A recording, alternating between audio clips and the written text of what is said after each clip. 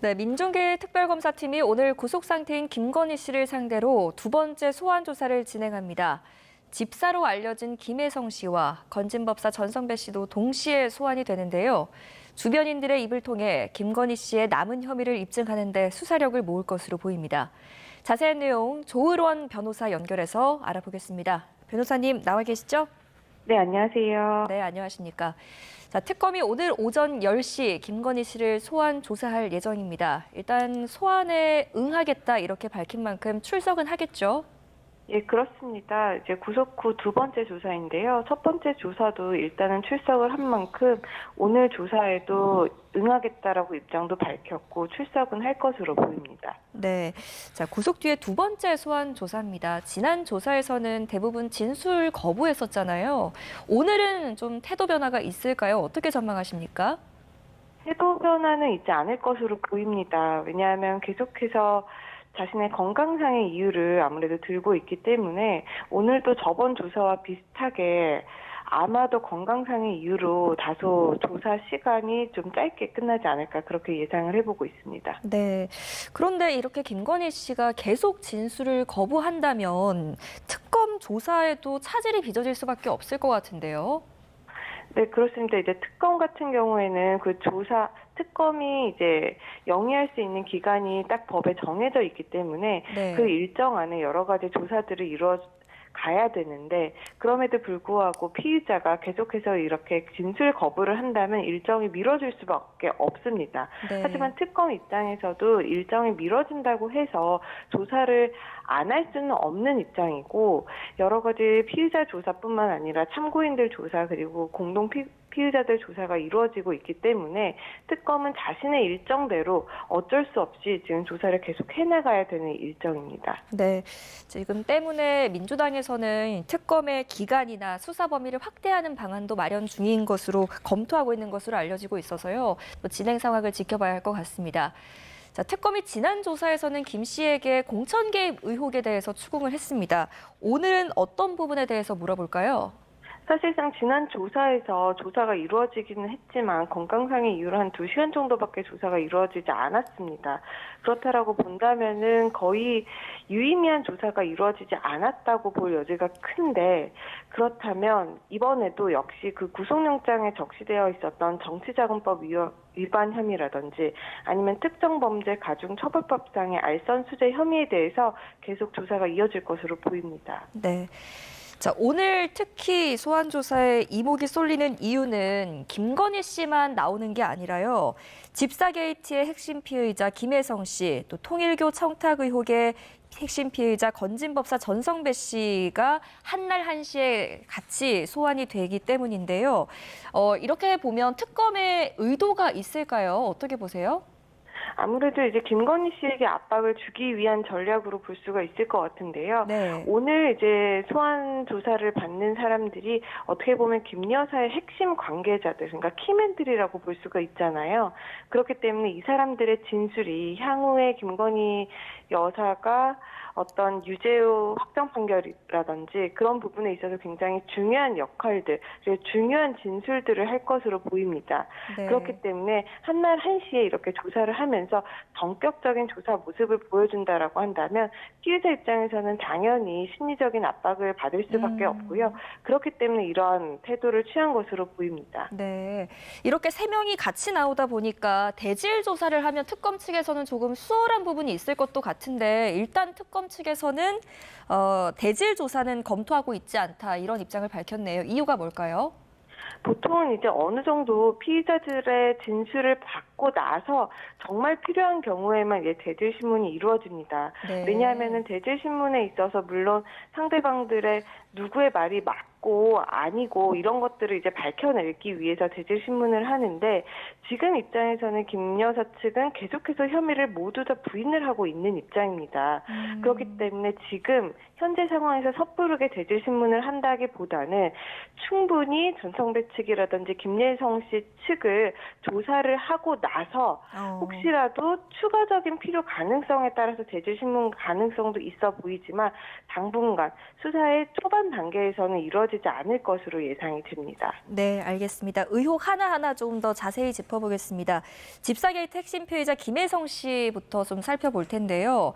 김혜성 씨가 지분을 가진 것으로 알려진 IMS 모빌리티에 대기업들이 굉장히 거액을 투자했습니다. 이게 김건희 씨를 앞세워서 투자를 끌어냈는지부터 밝혀내야겠네요. 네, 맞습니다. 이제 오늘부터 소환할 김 씨의 그 회사라고 볼 수 있는 렌터카 업체, 그러니까 IMS 모빌리티에 대기업들이 당시 한 184억 정도를 투자를 했거든요. 네. 그런데 그 투자를 받을 당시 이 IMS 모빌리티라는 회사가 부채가 상당히 많았습니다. 사실상 자본 잠식 상태라고 볼 수가 있는데 그럼에도 불구하고 대기업들이 이렇게 큰 돈을 투자했다라는 것은 당시에 어떤 현안이라든지 경영상의 리스크를 가지고 있었던 그 대기업들, 그러니까 투자 주체들이 보험성이라든지 대가성으로 여기에다가 투자를 한 것이 아니냐. 그리고 그 대가성으로 준 데에 있어서는 김 여사의 어떤 영향력이 있었는지가 가장 핵심이 될 것인데요. 그 부분 관련해서 오늘 특검에서는 본격적으로 수사를 할 것으로 보입니다. 그런데 과거 그 김예성 씨의 발언을 보면 자신이 이렇게 김 여사 일가의 집사가 아니라고 했고 또 이 IMS의 모빌리티 투자에 대해서는 김 여사가 관여한 바가 없다라고 부인을 했거든요. 네. 그렇기 때문에 특검 입장에서는 김예성 씨의 그런 IMS 회사의 관여 그리고 투자를 받는 데 있어서 여러 가지 진술과 기존의 특검이 이미 확보했던 진술이나 증거들이 있을 겁니다. 그렇기 때문에 그런 부분들을 비교해 보면서 누구의 말이 맞는지를 이제 밝히는 데 초점을 둘 것으로 보고요. 또 하나는 이제 특검 입장에서 보고 있는 것 중에 하나는 김예성 씨가 과거 그 김 여사 모친의 그 위조 사건에 있어서 실형을 살았단 말이에요. 네. 그렇기 때문에 이렇게 실형까지 살고 모친을 도와줬던 그 대가로 이 사업에 있어서 김 여사가 어떤 좀 도움을 준 게 아닌가, 그러니까 도움을 줘서 투자를 받게 해준 것이 아닌가라는 것도 하나의 쟁점으로 보고 있습니다. 그러면서 이 회사의 지분 구조를 뭐 김예성 씨와 김 여사가 좀 나눠가지고 어떻게 이익을 추구했다라고 볼 수는 없었는가, 그런 초점으로도 지금 특검이 수사 방향을 잡고 있기 때문에 네. 이런 부분에 대한 뭐 입증이라든지 진술 확보가 관건으로 보입니다. 네. 자, 요것도 하나 짧게 여쭤보겠습니다. 건진법사 전성배 씨와 관련한 의혹인데요. 통일교 청탁 의혹인데 이것도 뇌물죄 그리고 알선수재 혐의 적용될까요? 일단 입증이 가장 중요할 건데요. 어떤 청탁을 했는지에 따라서 뇌물죄가 될 수도 있고 알선수재가 될 수도 있을 것 같습니다. 네. 구체적인 청탁의 내용이 이제 나오고 또 윤 전 대통령이 그 사실에 대해서 이미 알고 있었다라고 한다면 그러니까 공무원이 될 수 있는 게 이제 뇌물죄고 공무원이 아닌 사람이 될 수 있는 게 알선수재입니다. 그렇기 때문에 윤 전 대통령과 공모를 했는지, 그게 입증이 됐는지, 그리고 구체적으로 어떤 청탁이 들어왔는지 이런 것들이 모두 다 입증이 되면 김 여사도 뇌물죄의 공동정범이 될 수가 있고요. 그렇지 않았다라고 한다면 뇌물죄보다는 그 범죄의 형량이나 이런 것들이 낮은 알선수재가 될 가능성이 높습니다. 네, 알겠습니다. 자, 그리고 특검은 지금 윤영호 전 통일교 세계본부장을 오늘 재판에 넘길 예정인데요. 특검은 아직 이 물건의 실물 확보하지 못한 상태입니다. 대신 이 김건희 씨가 윤 전 본부장과 통화해서 인삼차가 참 좋더라라는 취지의 발언을 한 이 녹취를 확보한 것으로 알려졌는데 이 녹취만으로 선물을 받았다는 게 입증이 될까요? 일단 실물이 없더라도 지금까지 뭐 특검 입장에서는 확보한 증거라든지 증언을 종합을 해서 선물이 전달이 되었다라는 사실을 어느 정도 소명할 수 있을 겁니다. 사실 재판 단계에서 이게 입증이 될지는 그 재판부의 심증이 어느 정도 굳어지는지가 가장 중요할 텐데 실제로 명확한 증거가 없다라고 하더라도 네. 그 주변의 증거라든지 증언이 충분하다면 유죄로 삼기에 충분히 입증이 되었다라고 재판부에서는 판단할 가능성도 있습니다. 네, 알겠습니다. 자, 이제는 윤 전 대통령 이야기 좀 해보겠습니다. 지금 특검 조사에 응하고 있는 김건희 씨와는 달리 윤 전 대통령은 구속된 이후로 계속해서 뭐 소환이나 그리고 조사를 거부하고 있거든요. 최근에는 실명 위기까지 왔다 이렇게 주장을 하고 있는 상황인데 이게 법무부와는 또 입장이 달라요. 어떻게 보세요? 네, 맞습니다. 이제 윤 전 대통령 측에서는 지금 안과 시술을 제대로 받지 못해서 실명 위험에 처해 있다라고 하고 있는 상황이고, 법무부에서는 이제 2차례 외부 진료를 허용하는 등 수용자에게 허용되는 범위에서 필요한 의료처우를 모두 제공하고 있다는 입장으로 양측의 입장이 굉장히 첨예하게 다른 상황인데요.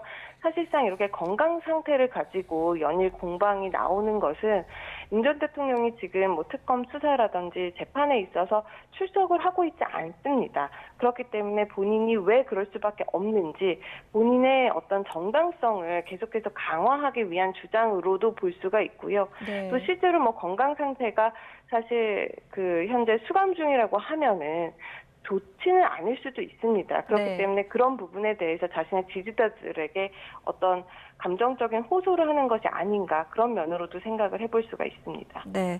특검 입장에서는 윤 전 대통령을 상대로 조사할 게 많이 남아있기 때문에 체포영장을 다시 청구할 가능성은 어떻게 보세요? 체포영장을 다시 청구할 가능성도 배제할 수는 없을 것 같습니다. 이제 특검 입장이 지금 계속 우리가 보면 굉장히 적극적이고 어떻게 보면은 그냥 원리 원칙대로 진행을 하고 있는 상황이 있거든요. 네. 그렇기 때문에 지금 조사에 실제로 임하지 않는다라고 한다면 특검 입장에서는 자신들의 역할을 다하는 모습을 보여주기 위해서라도 다시 한번 체포영장을 집행할 그럴 가능성을 저는 생각을 하고 있고요. 그러다 보면은 앞으로 윤 전 대통령이 실제로 특검 수사에 또 임하게 될 가능성 또한 배제할 수 없을 것 같습니다. 네, 알겠습니다. 자, 윤 전 대통령이 구속된 이후에는 건강상의 이유를 들면서 내란 재판에 모조리 불참하고 있는 상황인데 또 기존 사건과 별건인 체포방해 등의 혐의로 내일 추가 기소된 사건 공판 준비 기일이 있지 않습니까? 여기에 윤석열 전 대통령 측이 변경 신청서를 제출했다고 합니다. 이 의도는 뭐라고 보세요?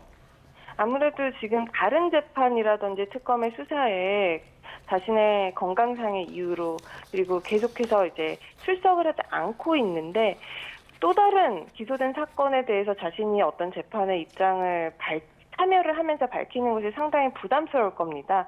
그렇기 때문에 이러한 진술, 자신의 상황에 대한 일관성을 유지하기 위해서라도 앞으로 당분간이라도 재판이라든지 수사라든지 계속 참여는 하지 않을 것으로 보이고 그러한 일환에서 이번에 추가 기소된 사건에 있어서도 공판 준비 기일 변경 신청서를 제출한 것으로 보입니다. 네, 윤석열 전 대통령 측은 공판 준비 기일 변경 신청서를 제출한 상태고요. 재판부가 이것을 받아들일지는 지켜봐야 할 것 같습니다. 오늘 여기까지 듣겠습니다. 조으론 변호사와 함께했습니다. 잘 들었습니다.